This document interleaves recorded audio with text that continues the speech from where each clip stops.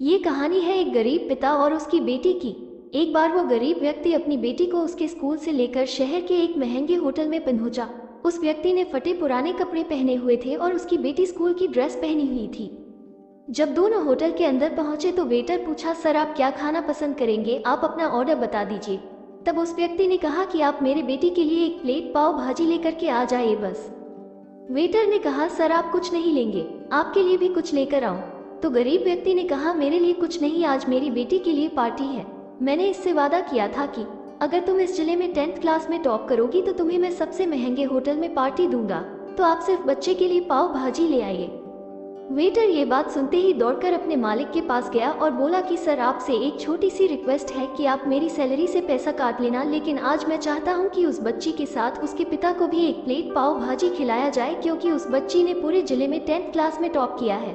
वो गरीब पिता है, ज्यादा पैसे नहीं होंगे, इसलिए कह रहा है सिर्फ बच्ची के लिए ले आओ। होटल के मालिक ने जब ये बात सुनी तो मुस्कुराते हुए बोला, तुम उसके पिता के लिए भी पाव भाजी लेकर जाओ, उसके लिए भी लेकर जाओ, पैसे मत लेना, 4-5 पाव भाजी पैक करवा कर ले जाओ और 2-3 किलो मिठाई भी लेकर जाओ और उनसे कहना ये पार्टी होटल की तरफ से है, आप ये मिठाई ले जाइए और जश्न मनाइए। जब वेटर ने 2 प्लेट पाव भाजी लेकर गया तो वो व्यक्ति चौंक गया और बोला, मैंने तो एक ही मंगाई थी, मेरे पास पैसे नहीं है।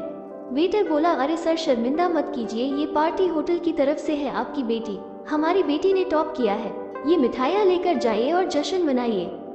पिता और बेटी खुश हो गए और चले गए।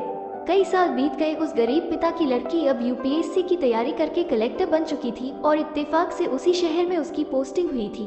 उस लड़की ने उस होटल में सूचना पहुंचा दी कि मैं उस होटल में लंच करने के लिए आ रही हूँ। होटल के मालिक ने जब ये सुना तो होटल को पूरी तरह से सजावा दिया।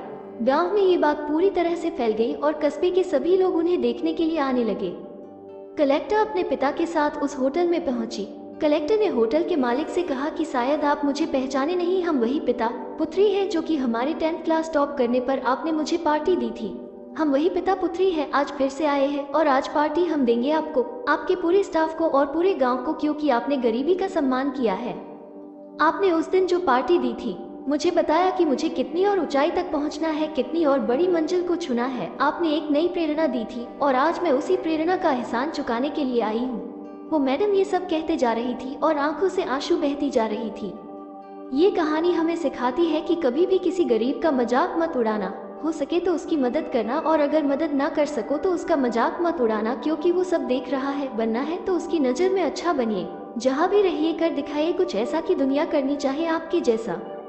आशा करती हूँ कहानी आपको पसंद आई होगी। चैनल पर नए हैं तो सब्सक्राइब करना ना भूले। धन्यवाद।